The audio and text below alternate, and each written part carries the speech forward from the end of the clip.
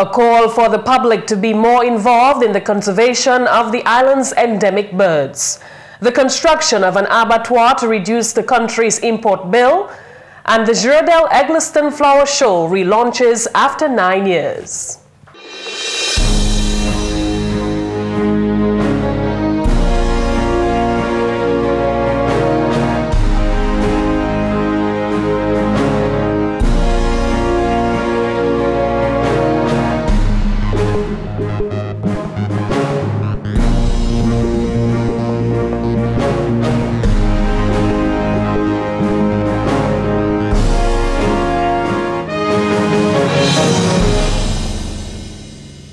Hello and thanks for joining us for this edition of National Focus. I'm Tarnia Green. And I'm Jarna Hector. Stay with us for details of the headline stories and others after the break.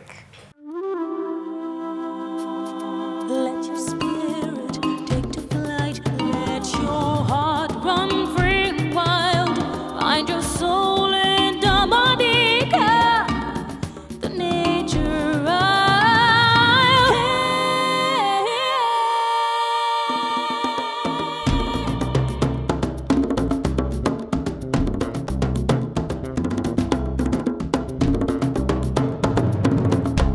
Documentaries and in-depth discussions, community walkthroughs, and Yes We Care. See it all on GIS Channel 7. Welcome back. Time now for the details of the news. The Forestry, Wildlife and Parks Division of the Ministry of Agriculture would like the public to get more involved in the conservation of the island's endemic birds. This call comes as the Society for the Conservation and Study of Caribbean Birds places emphasis this year on the life cycles of birds as part of the 2013 Caribbean Endemic Birds Festival. Dominica's Agriculture Minister, Honorable Matthew Walter, in an address to launch the 2013 Caribbean Endemic Birds Festival on Monday, said bird conservation has always been a part of the Forestry Division's plan to preserve Dominica's bird species. In Dominica, we have had our own experience in addressing issues of bird conservation. The best example of such is the work that has been accomplished over many years, perhaps decades, in our attempt to save our parrots from destruction.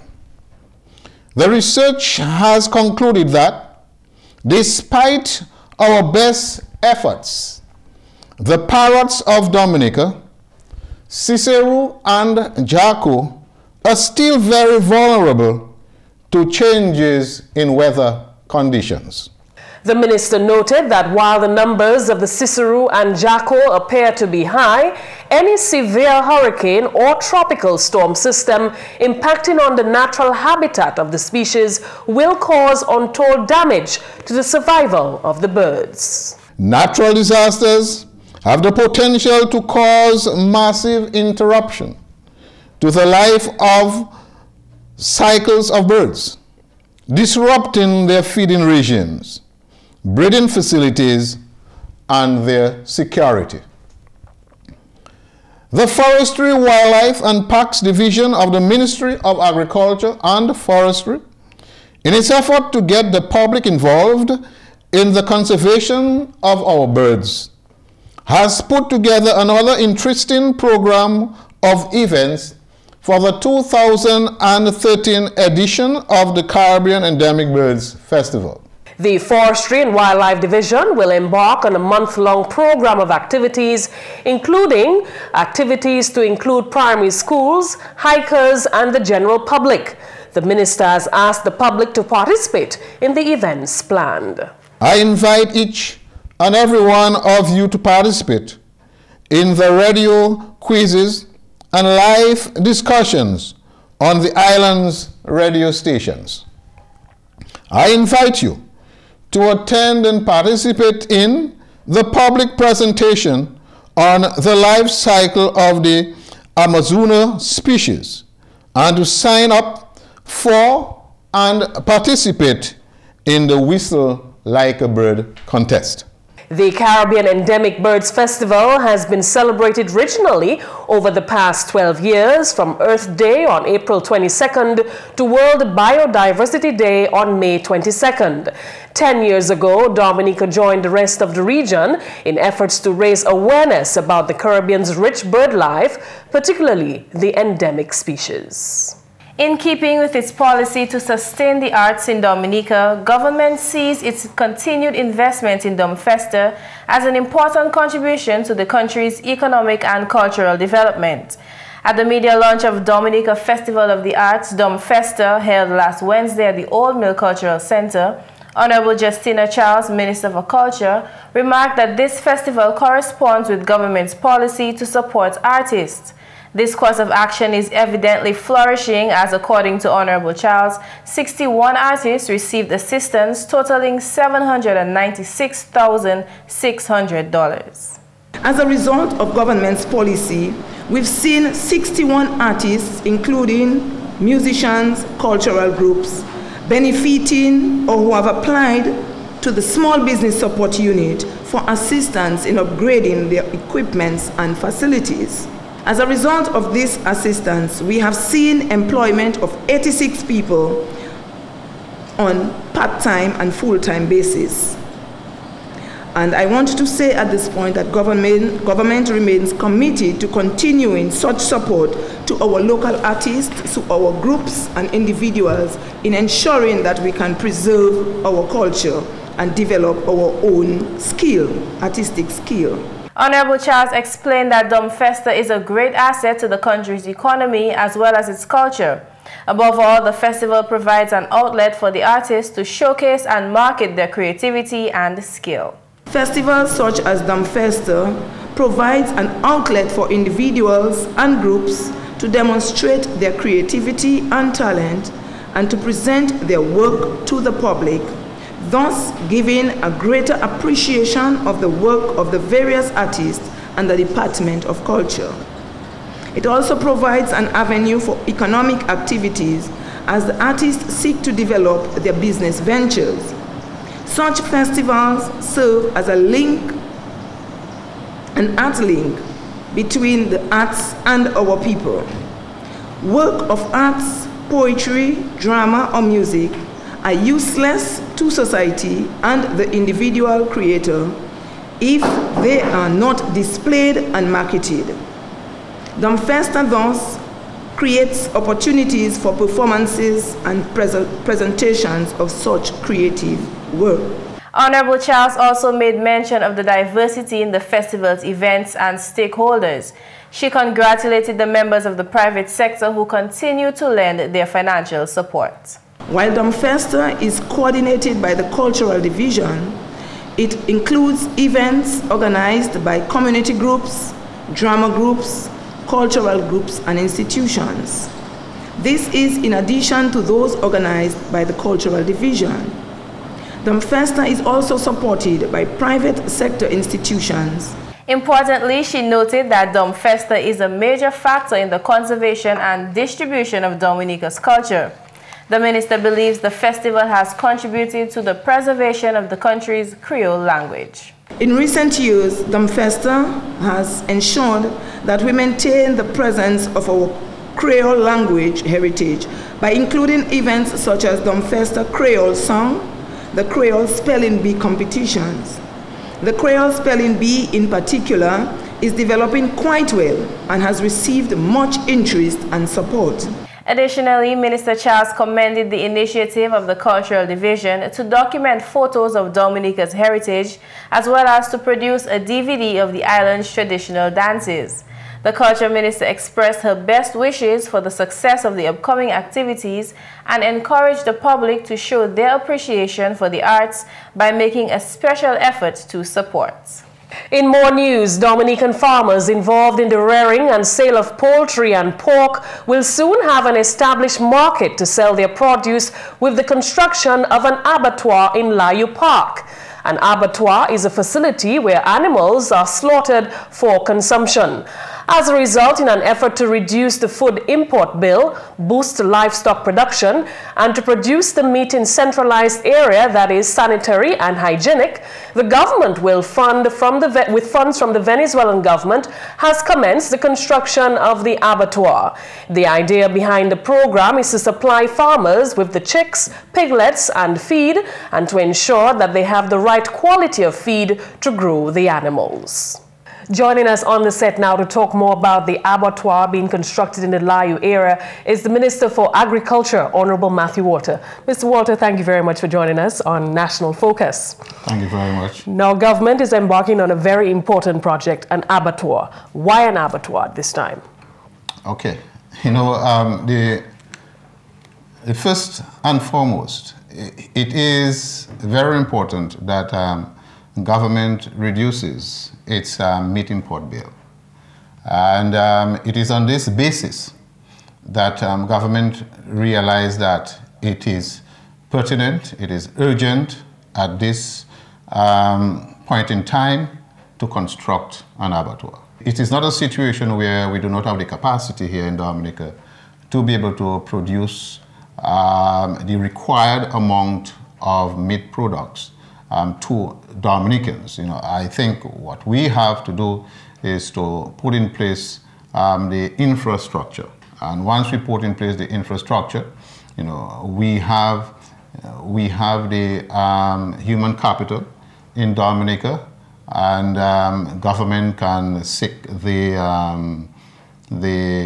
resources, the financial resources, to be able to construct all the required plans that are all connected to an abattoir in Dominica, because we are talking about the rendering plant, you know, which really convert the waste material into fertilizer or into feeds. Okay, we have opted to go with the utilization of the waste material for feeds, because we know that, you know, feed makes up, okay, a large portion, okay, of the cost of production, and we would like to reduce the cost of production so that in the final analysis, the consumers will be able to get, you know, cheaper meat to purchase. Okay, we are talking about, you know, hatching the eggs here, okay, in Dominica, instead of importing the chicks from Barbados, okay. This, in addition, will also contribute to a reduction of the cost of production. Okay, so we are not only thinking of building the abattoir, but the complementary plans, okay, that will ensure that in the final analysis that the consumers of Dominica will be able to receive a competitive price, okay, in contrast, you know, to the price, to the imported price of chicken products and also of pig products. What is happening on the ground at the moment in Layu? On the ground, presently, we have cleared the site, okay? We have 90% moved the squatters. And we have found alternative locations for them to settle themselves. Government has given them the required assistance to be able to take care of their housing. We are now putting up the fencing, okay, because the perimeter, okay, of the site must be fenced. And this is what is being done now. Mm-hmm. The architectural plan is with physical planning, and we expect physical planning to go through, you know, with a fine-tooth comb, the plans for the abattoir, and expect physical planning, not to delay with it, you know, but in quick time, you know, to release the plans to the contractors so that they could begin physical construction of the abattoir. we expect to see the completion of the abattoir by August to September. Okay, during those 2 months, we expect to see the completed end product of the abattoir. So I am very optimistic and I'm excited because I foresee the tremendous benefits that can be derived from the implementation of this very important project. First of all, it will create some employment, directly and indirectly. We are talking about, many of the pork farmers or the pig farmers out there who do not have, ready markets, for their products. We'll know now that there is an entity that they can go to and to sell their pigs, okay, without any headache. And it will be consistent, and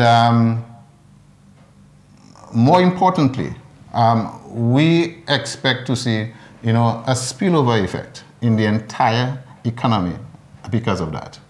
Okay, there is already people outside there. I mean, in the United States of America, Dominicans who are in the United States of America, that heard about the construction of the abattoir, and they have developed some interest in coming down to Dominica to invest, okay, in some of the complementary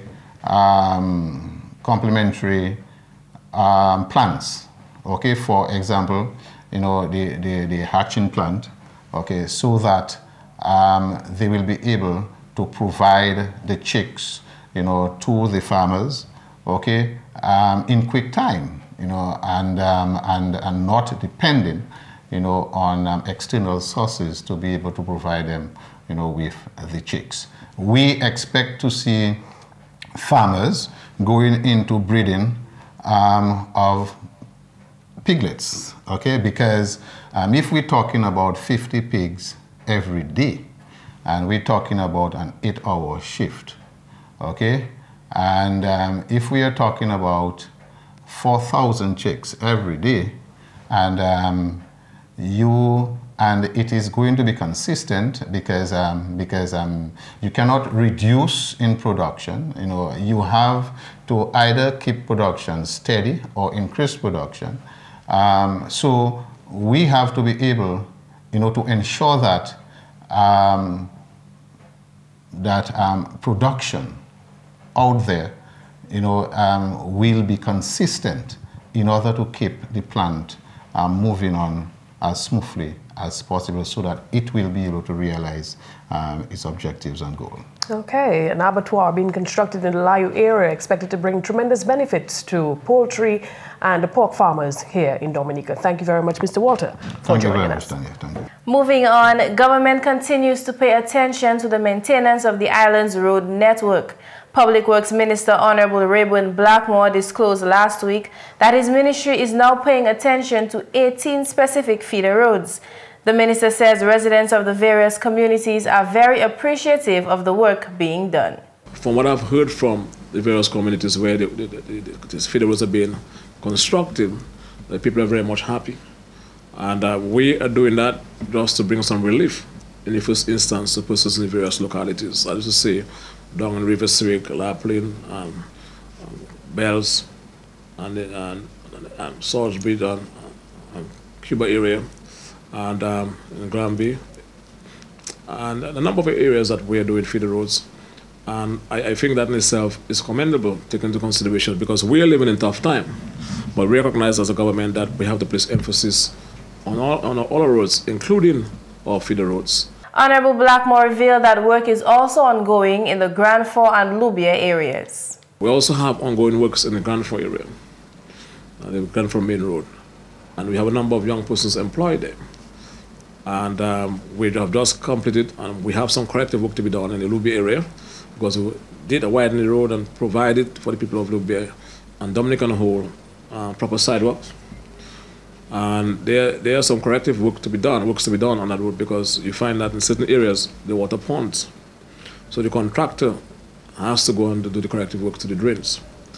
We are also looking at aligning the road closer to where you get to closity there, to align the road towards the eastern side, so you can have a better alignment. In recent times, the government of Dominica has paid much attention to rehabilitating a number of the island's roads with the goal of ensuring that Dominica's road network is significantly improved. And 1 year after the Dominica Institute for the Arts, DIFA, opened its doors to art-loving students, administrators are set to present their graduates to the public. Speaking at the media launch of DOMFest activities last Wednesday, Athlene Murdoch, director of DIFA, remarked that the Institute's first year can be considered as an active one. The first graduation ceremony, featuring over 100 art students, is carded for May 23rd. At that ceremony, approximately 145 persons will be receiving certificates for participation or completion of the one or more of the 13 different courses in the visual and performing arts offered during the past year. The public will be able to enjoy at the Arawak foyer a spectacular exhibition of students' work in wood carving and art. The public will also be treated to the sweet voices of our children's choir and other performances in Creole, drama, steel pan, drumming, flute, guitar, functional keyboard, creative dance, and ballet. We are really excited about this grand display of knowledge, skills, talent, and a general outburst of creativity coming from such a wide range of ages, from 7-year-olds to 70-year-olds. The Dominica Institute for the Arts, which officially opened in June 2012, is aimed at training adults and children in various aspects of art. In our island, the Dominica Institute for the Arts is the first umbrella institution which trains in all aspects of the visual and performing arts. And we look forward into developing into the premier visual and performing arts institution in the Organization of the Eastern Caribbean States. The show and exhibition on May the 23rd will therefore be a first and one of a kind. Friends, we can't afford to miss this entertaining and although significant history in the making. The graduation ceremony begins at 6 p.m. on March 23rd. And finally, this news time, after 9 years of dormancy, the most beautiful show, the Girardel Eggleston Flower Show, is all set to wow Dominicans next month. At the media launch of DOMFest 2013, the flower show was also relaunched by show organizer Elizabeth Alfred. Just weeks before the exhibition's 40th showing, Alfred gives a history of the Girardel Eggleston Flower Show. The Flower Show Market Fair is a community event which was initiated in 1973 in an effort to promote the community, develop community spirit, encourage the residents to enhance their skills and talents in flower production and arranging, as well as generating income for individuals and community projects. Alfred went on to explain that the long absence of the floral exhibition was due to a lack of facilities to host the event. However, the show's long-awaited comeback is thanks to support from the Jeff Small Grants Program and the government of Dominica. We can proudly announce that the flower show has found a home, and this year, thanks to the government of Dominica and Global Environmental Facility Small Grants Program, who have funded the construction of a building which will be officially opened on Thursday, 2nd May at 4:30 p.m. The building is situated on 2.6 acres of land located along the main road in the center of Girardel. The plans are to develop the area as a botanical center. This year, to ease the traffic congestion, the market will be removed from the street to the flower show site.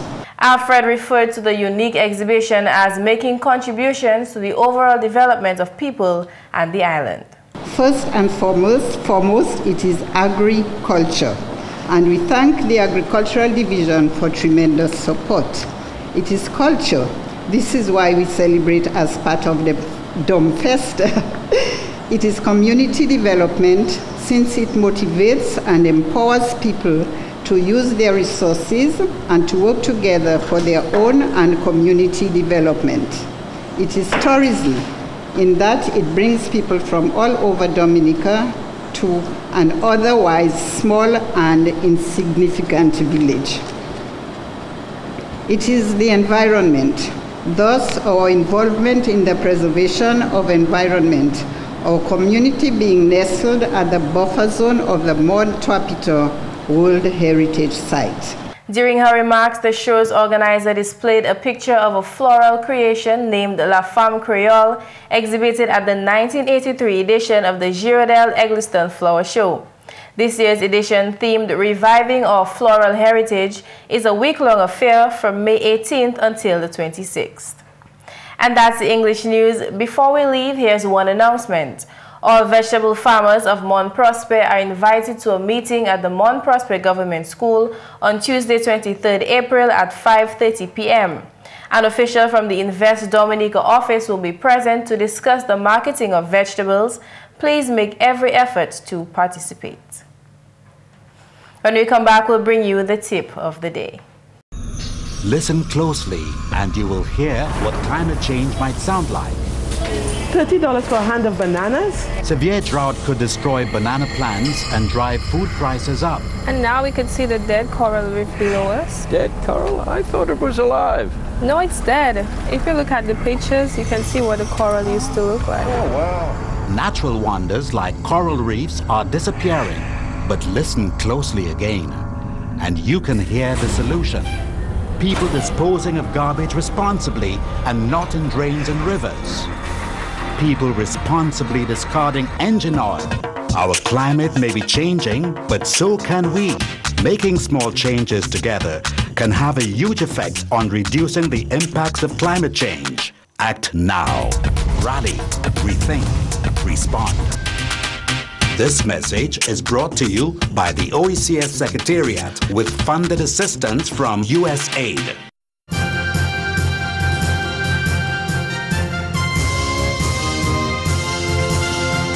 Today we'll share with you a few tips on how to raise pigs. Raising pigs is a very lucrative business, and learning to raise pigs is important because not only will you be investing in these animals, but doing so incorrectly will result in mediocre meat for the market. The first thing that any pig farmer should do when learning how to raise pigs is to set up a well-ventilated house with roomy pigs' pens for your pigs. Avoid overfeeding to prevent sickly and overweight pigs. Make sure that you allot a certain period of time to let the pigs roam around, but not too long that they would roam on their own and destroy whatever property or areas that come their way. And that's all for this edition of National Focus. We always welcome your suggestions and comments. Drop us an email at gis@dominica.gov.dm or visit our website at news.gov.dm. Friend us on our Facebook page and be sure to like our GIS Dominica fan page. You can also catch up on past National Focus newscasts on our GIS Dominica YouTube channel. On behalf of the entire news production team, I'm Jarna Hector. And I'm Tarnia Green. Thank you so much for watching, and do remember to join us again tomorrow.